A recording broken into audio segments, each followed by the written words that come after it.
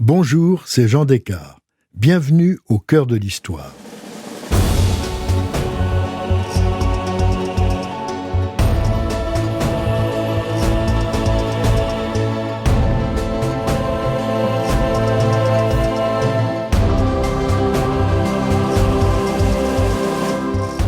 Dans ce nouvel épisode, je vous parle d'un lieu étrange qui dénote à côté des lignes symétriques et majestueuses du parc du château de Versailles, le hameau de la Reine. Pourquoi Marie-Antoinette a-t-elle fait reconstituer ce village à l'aspect rustique dans le prolongement du parc du Petit Trianon ? Par caprice ? Pour son propre plaisir ? Pas seulement. La Reine avait une autre idée en tête. Seconde partie, le hameau, refuge de la Reine.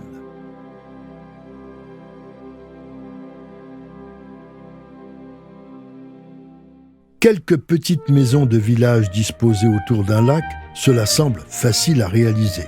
Il n'en est rien.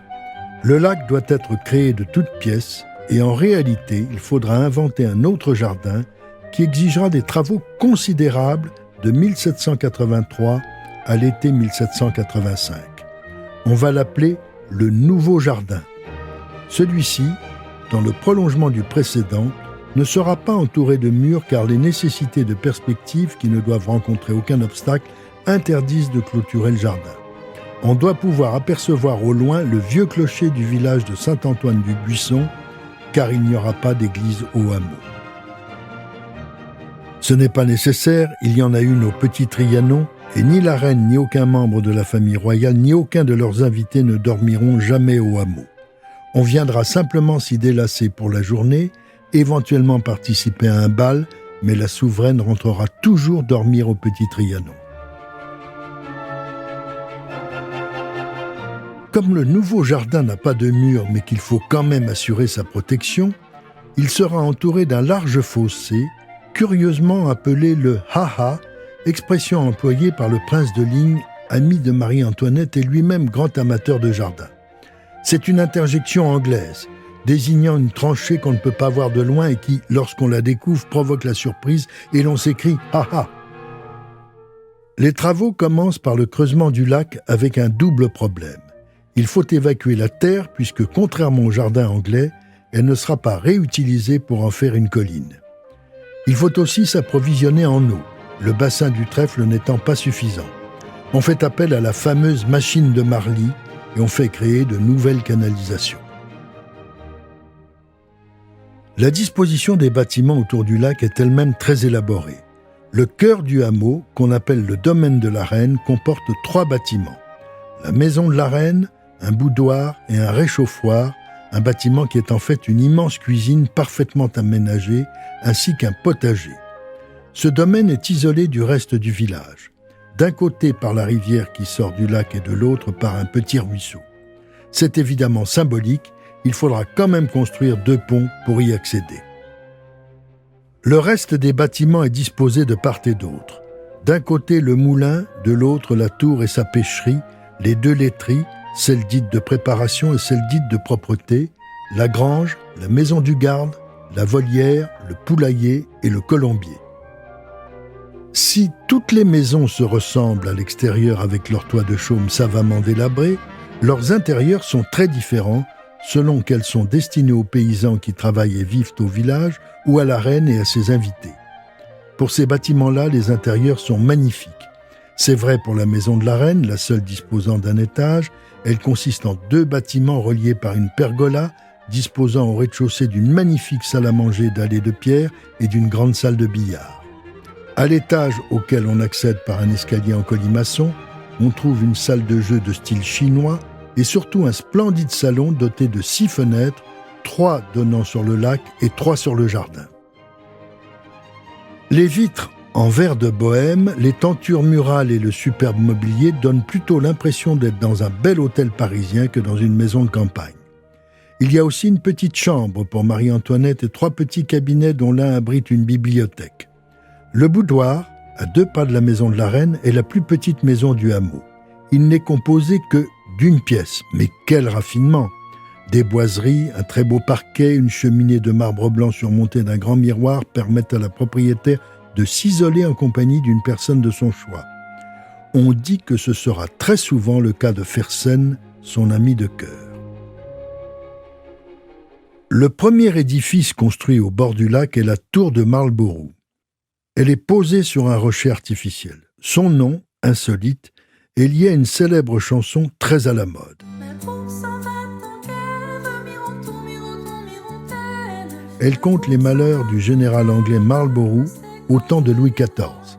Si Marie-Antoinette a choisi ce nom, c'est parce que la nourrice du petit dauphin, surnommée Madame Poitrine, la chantait souvent pour bercer le royal enfant.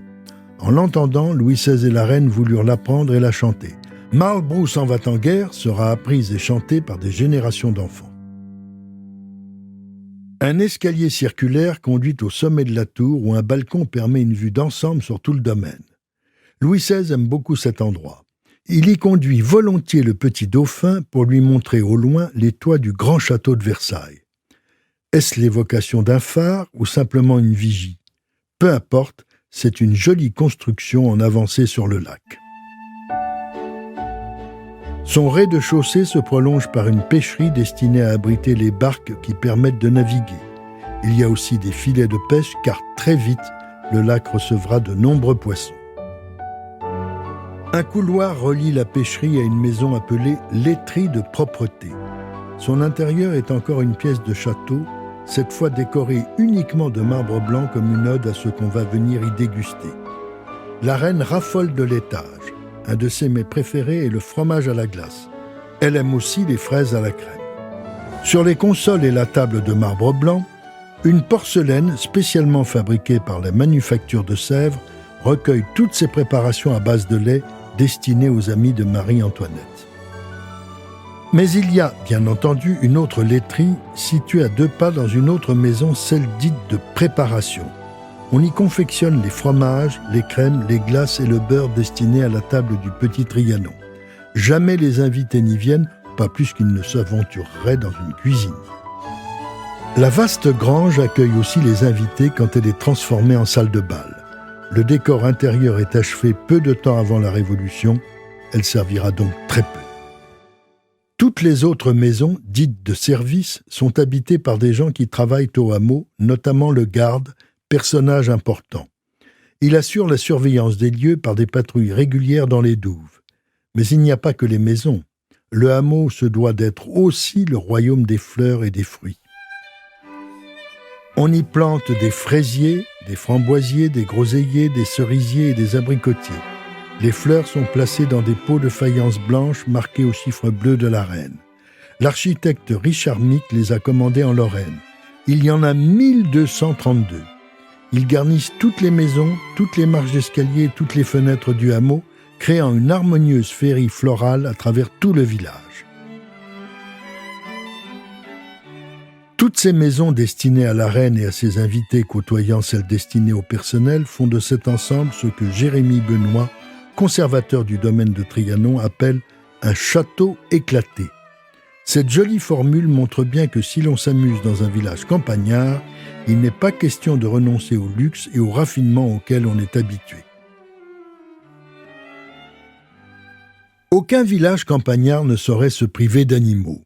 Pour le hameau, il faut donc une véritable ferme avec un vrai fermier s'occupant des vaches dont le lait fournira la laiterie, des chèvres, un bouc, des volailles en tout genre. Richard Mick va donc construire une superbe ferme, bien à l'écart du centre du hameau, afin de ne pas gêner les élégants visiteurs de Trianon par des effluves animales trop agressives. Le fermier arrive avec sa famille en 1785. Précédemment, il dirigeait la laiterie du duc de Choiseul. Il s'appelle Valli-Bussard. Il est suisse, originaire de la vallée de Gruyère, et les vaches qui brouteront aux alentours du hameau viendront de la région de Fribourg. Les chèvres et le bouc à 4 cornes viendront aussi de Suisse. Le bouc n'est pas seulement destiné à la reproduction. Il doit aussi pouvoir être attelé au charmant landau du dauphin pour le promener dans les allées du parc. L'animal doit donc aussi être docile. Quant aux moutons, il y en aura. On a raconté beaucoup de bêtises à ce sujet. On a dit que la reine ornait leur cou de rubans de soie et les aurait tondus avec des ciseaux d'or. Tout cela est un pur fantasme. Marie-Antoinette n'a jamais tondu le moindre mouton. Néanmoins, puisqu'il n'y a pas de bergerie à la ferme, les moutons viennent de la bergerie du Grand Trianon. Il faut bien préciser que Marie-Antoinette n'a jamais joué à la fermière. Elle voulait seulement que ses enfants appréhendent la vie rurale. En réalité, au hameau se côtoient deux mondes, celui du personnel qui fait fonctionner le domaine et celui de la reine et de ses hôtes qui se livrent à des plaisirs bucoliques, des jeux de jardin comme le croquet, la pêche, la navigation sur le lac ou encore la dégustation de laitage. Ils profitent de tous les agréments de la vie à la campagne en plein cœur de Versailles. Le 27 mars 1785, la reine accouche de son troisième enfant, Louis-Charles, que le roi titre duc de Normandie. Ce deuxième fils est un grand bonheur pour le couple royal. On sait qu'après la mort de son frère aîné, ce petit garçon deviendra le dauphin avant d'être l'infortuné Louis XVII. Mais pour l'instant, tout va bien, ou à peu près. Lorsqu'elle se rend à Paris le 24 mai pour ses relevailles, Marie-Antoinette est affreusement déçue par l'accueil glacial que lui réservent les Parisiens. On est très loin de la joie procurée par la naissance de Marie-Thérèse et du triomphe que lui avait fait Paris après la naissance de son premier fils. Fersen écrit au roi de Suède « La reine a été reçue très froidement. Il n'y a pas eu une seule exclamation, mais un silence parfait. » Lorsqu'elle regagne Versailles, elle s'effondre en larmes dans les bras de Louis XVI en demandant à travers ses sanglots « Que l'aurais-je fait ?»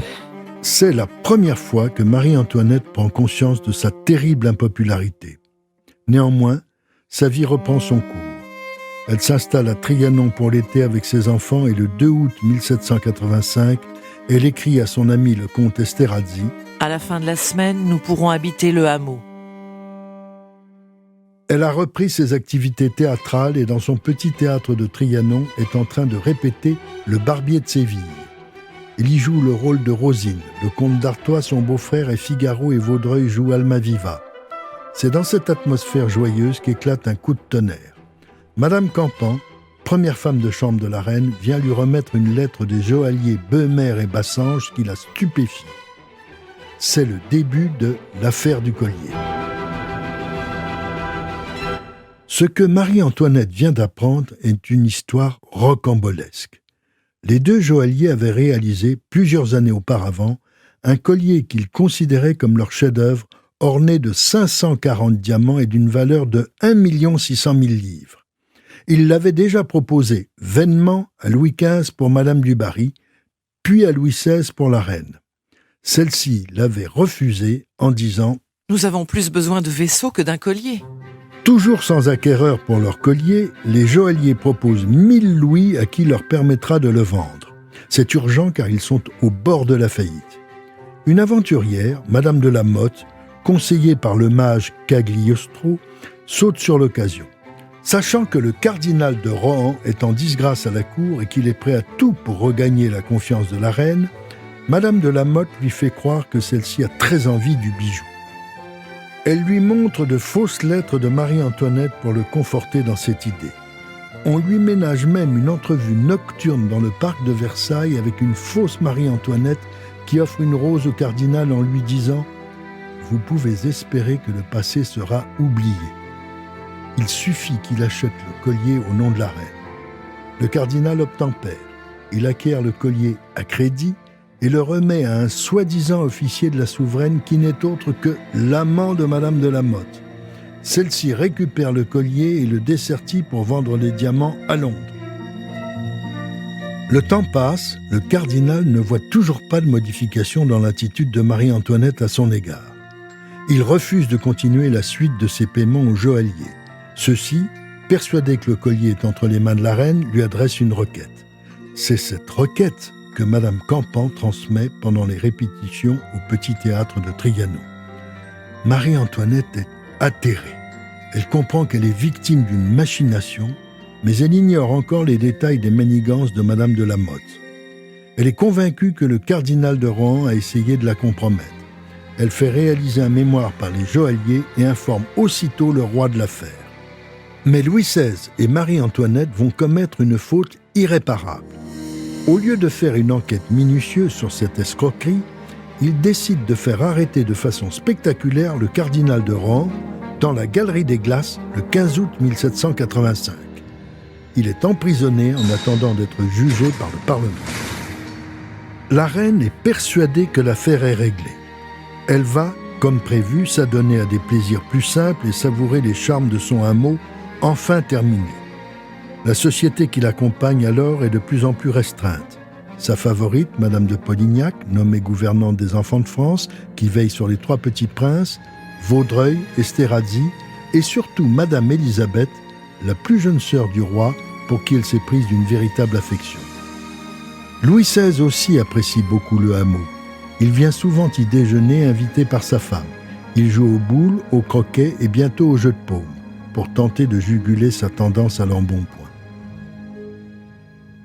Le hameau est un lieu de résidence estivale. Au printemps suivant, le séjour de la reine à Trianon est gâché par le jugement du Parlement dans l'affaire du collier. Le cardinal de Rohan est acquitté par 26 voix contre 22. Le soir même, il est acclamé à Paris. Furieux, Louis XVI et Marie-Antoinette l'exilent à l'abbaye de la Chaise-Dieu en Auvergne, ce qui fait de lui un martyr. Stefan Zweig résumera remarquablement l'affaire du collier. La reine était innocente et, pour rendre publique son innocence, elle en appela au Parlement. Le résultat fut qu'on la crut coupable. À cette humiliation s'ajoute que la reine est à ce moment-là au 7e mois d'une grossesse non désirée qui l'épuise. Le 9 juillet 1786, elle accouche d'une petite Sophie qui n'est guère vaillante. Son été à Trianon et au hameau est attristé par la mauvaise santé de son nourrisson et par d'horribles libelles qu'elle découvre jusque sous son oreiller dans sa chambre au petit Trianon. Effondrée, elle répète à Madame Campan « Je voudrais mourir. Ah, les monstres! Que leur ai-je fait ?» L'été suivant, 1787, commence par la mort de sa petite fille le 19 juin à l'âge de 11 mois. La cour est en deuil. Ni bal ni fête à Trianon ni au hameau. La reine y profite simplement de sa famille. Aux soucis politiques qui font qu'à l'été 1788, Louis XVI décide de convoquer les États généraux pour mai 1789, s'ajoutent les grandes angoisses du couple royal à propos de la santé de leur fils aîné, qui s'étiole d'une tuberculose osseuse. Il meurt le 4 juin 1789 à l'âge de 8 ans, un mois après l'ouverture des États généraux. Le dernier été de Marie-Antoinette à Trianon et au hameau sera triste. La Révolution est en route. La reine est dans les jardins de Trianon lorsque Madame Campan vient la chercher le 5 octobre 1789 pour lui dire que des hordes de Parisiens et de Parisiennes marchent sur Versailles. Ces violentes journées vont contraindre le couple royal et leur famille à quitter Versailles pour Paris. Marie-Antoinette ne sait pas alors qu'elle ne reverra jamais ni le château, ni le petit Trianon, ni le hameau qu'elle avait tant aimé.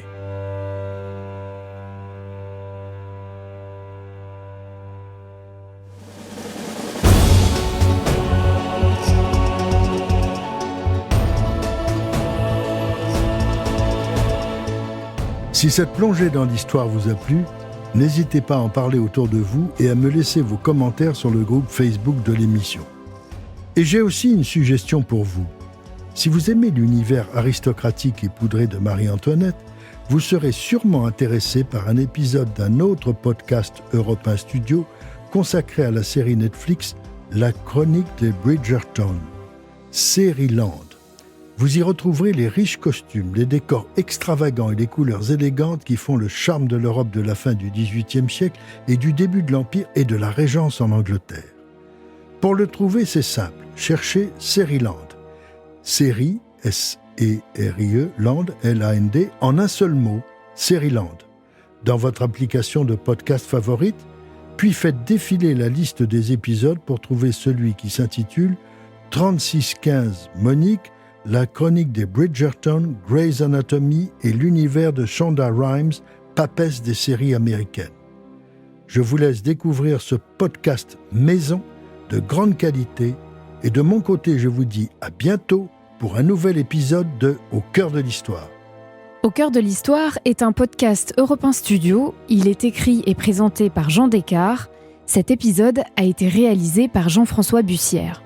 Pour ne rater aucun épisode, abonnez-vous sur Apple Podcast ou vos plateformes habituelles d'écoute. Ressources bibliographiques.